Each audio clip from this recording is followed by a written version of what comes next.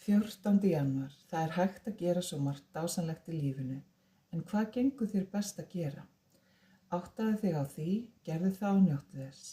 Eyddu ekki tíma og orku og þrá í að gera eitthvað annað eða óska þess að þú sért á öðrum stað með önnur tækifæri. Gerðu þig grein fyrir að þú ert nákvæmlega á réttum stað á réttum tíma. Þú ert þar á þeim sérstaka tilgangi að leggja þitt besta að mörkum. Legðu þig þess vegna allan fram við þetta verkefni og gerðu það af kærleika og gleði.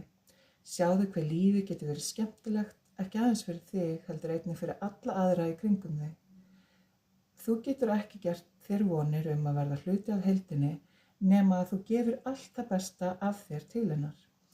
Aðskilir þú þig frá henni er heildin ekki í þér. Þú finnur til einlægrar ánægju þegar þú gerir allt sem þú þarft að gera af alúð og til hagsbóta fyrir heildina.